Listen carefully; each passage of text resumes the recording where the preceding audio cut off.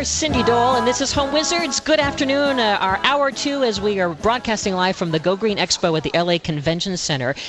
This has been a long-standing relationship with LA, this Go Green Expo, and it's getting bigger and bigger, and it's a chance to really learn about all these new innovations. You hear about the word green, but what does the whole green thing mean to you? And you come here and you go, oh, okay, to me it means doing something different to my home, or doing something different to the clothing that I buy, or you fill in the blank. And so that's why we're here today, because on the show we love to talk about different things you can do to improve the most important place in your home and in your world, and that is, of course, the place that you call home. So thanks for sharing part of your Saturday. And as you're listening today, by the way, you can always go back to the website at cindydole.com, and that's where you can go and download and listen to past shows. And now we have an app for that. In fact, Seth, we have an app, don't we? We have an app. Yep, there we go. Yes, we have an app. Just go right there to the home page, and you can download it for free. You just get for your Android or your iPhone.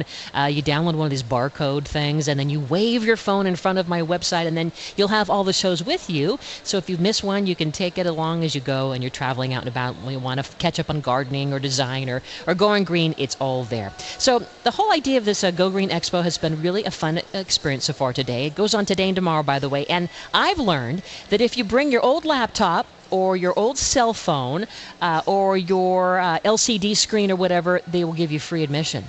So how about that? You can get those things recycled and come on in here for free. So come on up in the next hour. We're going to head to the Pasadena Showcase House. Even though we're here, we're going to mentally be heading over there too, because tomorrow the place opens. This is physically in La Cañada, and we love to talk about these guys because they've been doing this for nearly 50 years. It helps to raise money for kids to have the opportunity to learn and enjoy music and have instruments in their school programs. But for all those of us who love all things home and garden, we get to get all kinds of great ideas, and we love to, here on the show, pick the brains of the designers in advance so that we can see it and learn it, and then when you go and you see it in person, you go, aha, now I get what they were trying to do. So coming up in the next hour, it's all about gardening and being green in the garden. We're going to learn about the kitchen garden and what they've done to not only grow great vegetables but herbs, and how do you make it look pretty, and what do you do to make sure that it thrives. And oh my gosh, I just had a tomato plant that I planted just about a week or so ago. The king of tomatoes came on, and some creature, I want to say it was an alien, took the whole tomato, root and all, and it's gone.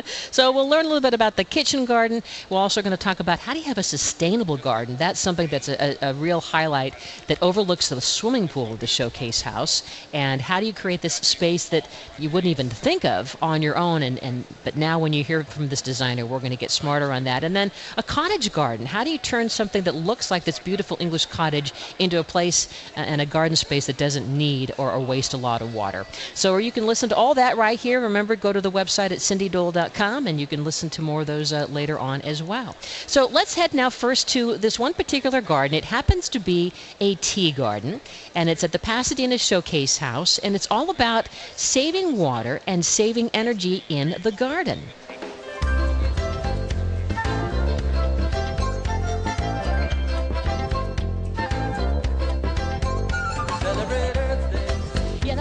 Earth Day is coming up this Friday, so that's obviously a very not coincidental timing of today's Go Green Expo, and then Friday is Earth Day. It's been around for 40, 50 years, and we want to think about doing smart things to that little slice of earth that you have in your yard.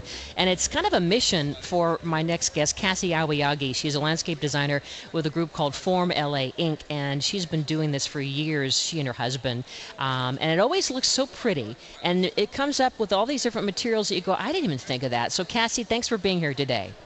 Hi, Cindy. Hi. Thanks for having me. You got it. So how would you first describe this space that you worked up at the Pasadena Showcase House? Because I think some of your pictures up on my Facebook page. It was a hill that looked very boring. Well, I would say that you hit it right on the nose. It was an incredibly boring, monochromatic, monotonous green lawn on a slope. And for so many reasons, green lawns on slopes are just about the worst environmental travesty you can have in the landscape.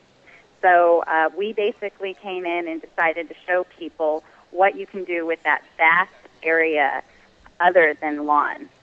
Yeah, I mean, and the lawn was not looking very happy either. No, not the best.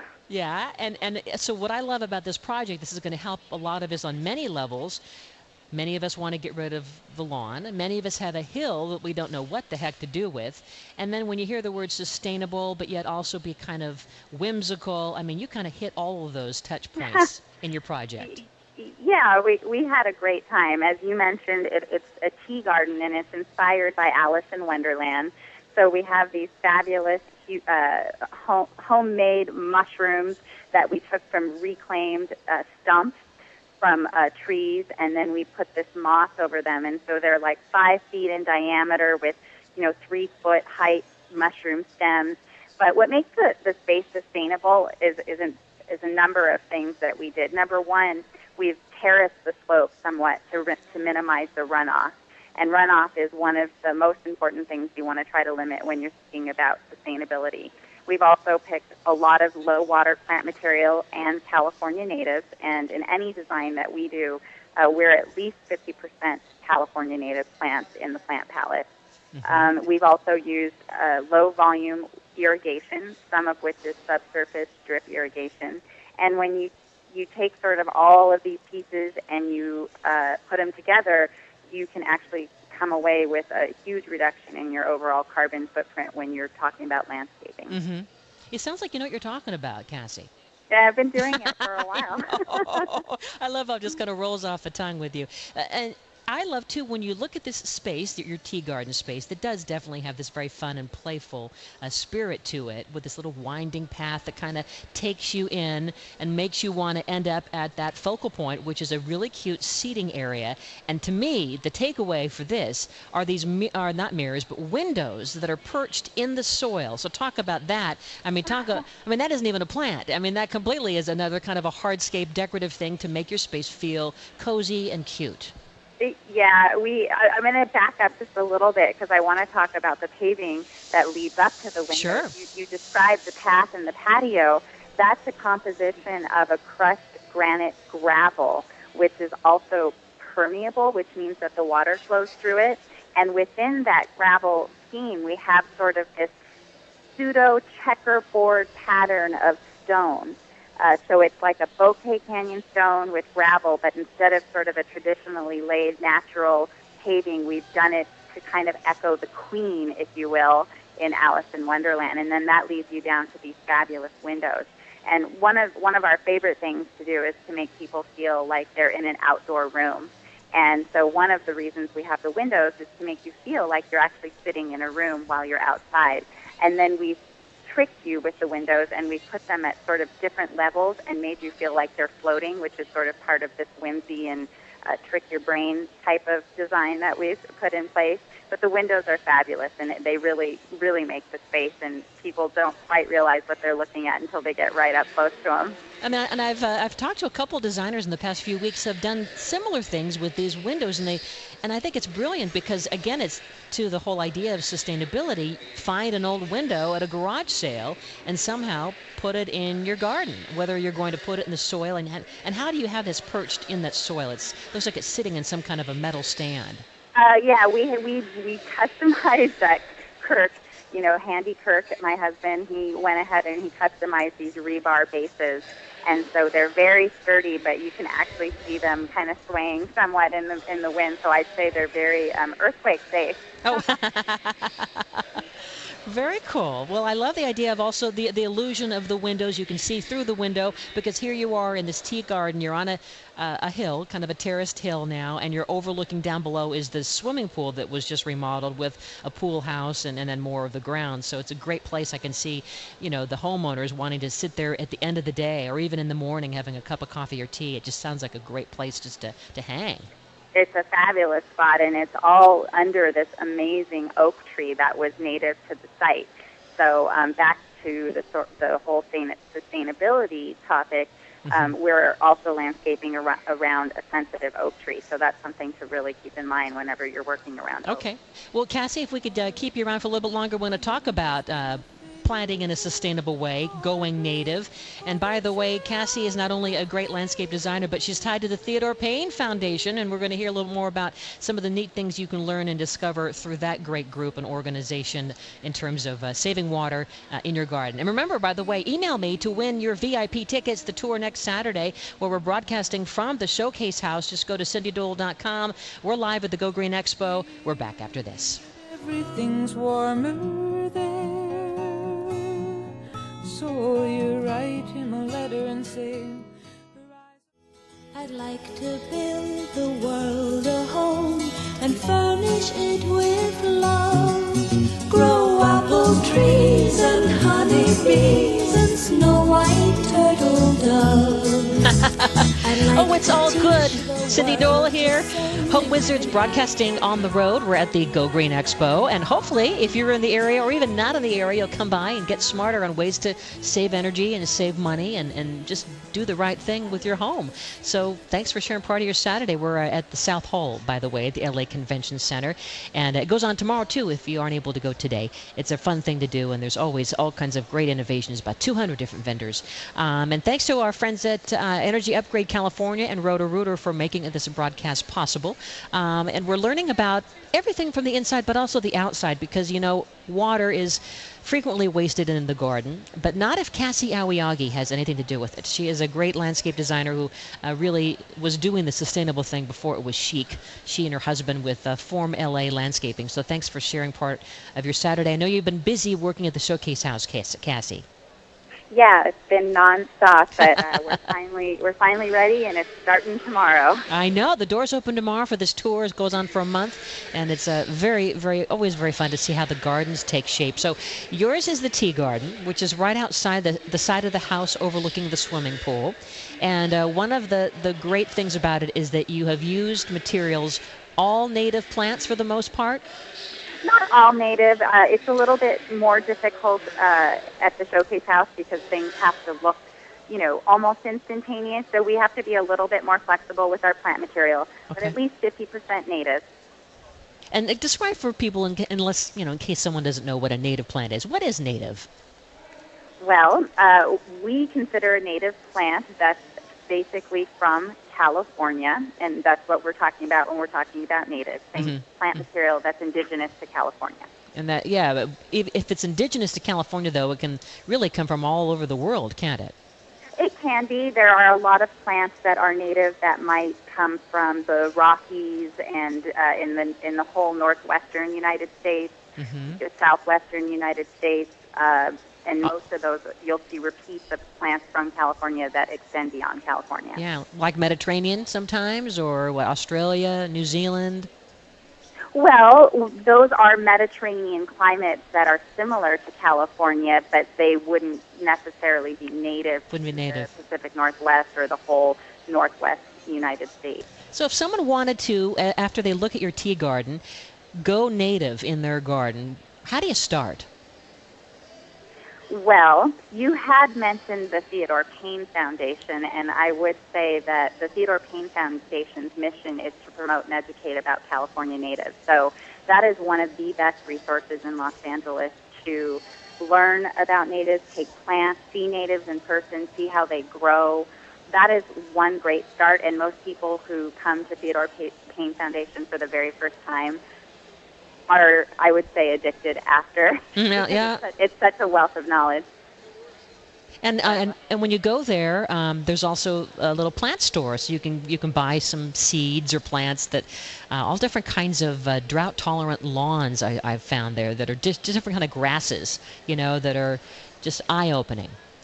Yeah, well, and actually what Theodore Payne, for the most part, is, apart from the education, they're a retail nursery, and it's a large nursery. Yeah. It's not a little nursery. They do have a store where they sell seeds and some books and other educational items, but the nursery is actually what I would consider vast for a retail nursery. Yeah, cool. All right, so set the stage for us as we're looking at your tea garden. You went with a lot of hardscapes. I mean, you mentioned that the pathway is made out of this composite granite. Yeah, there's a lot of hardscaping because we think about the amount of people that are actually coming through the Showcase House. Yeah. And when you're thinking about 30 to 40,000 people gathering going through your space within a month period, you need to be thinking about safety. You need to allow for enough square footage for people to roam through and stand. And people like to go at different paces. Some people like to just stand and stare in one spot for a while, and other people like to rush through. So we've provided a really nice wide pathway that leads to a large patio where really people, and there's a built-in seat wall along the main patio, so you can actually sit in our space apart from the furniture we've provided. So we've allowed for a lot of space to just kind of hang out and enjoy. And I love this in terms of this composite granite that you've used for the pathway. And it's a really pretty silvery gray color, and I think that adds for a little bit of impact and wow. And maybe that's an alternative for someone who's thinking of getting rid of that crummy lawn. Yeah, or even an alternative to just solid concrete. Yes. The granite is a gravel, and sometimes people use decomposed granite. So I don't want to get that confused. This crushed granite gravel is very fine, but larger than a decomposed granite. So it actually moves around a little bit, not like decomposed granite where it sort of sets and stays in place. So it's kind of makes a crunchy sound as you walk through the garden. It's great. Okay. And then the plants that you've used, there's a lot of green, and some of them almost look like bonsai, as you were talking about this kind of an Alice in Wonderland effect. What were those? Yeah. Well, we got really lucky. Coincidentally, there were these California native lilacs that were in the garden, and the variety is a ground cover variety that at some point started to be cut sort of in a bonsai shape. And so we unburied those from this, lots and lots and lots of ivy and juniper and grass, and got those back into shape and started watering them and pruning them, and they look beautiful. They're just California lilacs that were there. So how much water do you think that the homeowner will save, or 50% more water than they probably would have with that old crummy lawn that they had on the hillside, now that you've changed it out with the native plants, with the gravel and so forth? Well, I would project that when you're watering with the new system and with much lower water use plants, you could save up to 80% water easily with the type of landscape that we put in. And I also want to be clear that the home is a beautiful French country manor, and the garden reflects that architecture. This does not look like a native garden. So I always want to stress to people that you can have a native or low water garden and still echo the architecture of the home that you're either living in or working at. Yeah, absolutely. I mean, there are, hundreds and hundreds of native options out there. I mean, it's almost staggering. It really. And so as to the whole idea of telling a story, because this garden is not only saving water and is not only a huge improvement on the hillside where it was just like a lot of people are overwhelmed with what am I going to do with this hill, and then you pointed out a very important thing of the terracing and making sure that the water that the runoff, isn't a huge water waster. But you tell a story. How do we begin to tell a story in our little garden like you have and make it whimsy and playful and interesting? Okay, well, I think that these things sort of evolve, and they evolve differently at Showcase than they might on an ordinary project because you have more leverage. You're able to do more things. But we actually start going around Los Angeles searching for things. We go on the search, and we find amazing people throughout Los Angeles that have incredible stores, incredible products, reclaimed materials. For instance, this one store, it's called In Your Place. Oh, not in your face, in your place? Yeah, exactly. And they loaned us this wonderful reclaimed dining table, which fills the main patio. And the chairs are all reclaimed wood, and the backs of the chairs are all made out of reclaimed louvers. So when you look closely at the chairs, you can see that this is not a typically constructed chair. And so the story really goes like that, is you just start hunting, literally, and you just find people that are so generous. And with today's economy, it's hard to get loans. It's hard to get anything. But you can be creative. That was really part of it. All right. Well, Cassie, what is your website so people can find you? Okay, we're at formlainc.com. Thank you, Cassy Aoyagi, and we'll see you starting tomorrow as the showcase tour begins. And for those of you who want to go on us, what are you waiting for? Go to cindydole.com, and enter to win your chance to take the VIP tour next Saturday when we're broadcasting from there. Cindy Dole, Home Wizards, live from the Go Green Expo, and we're back after this.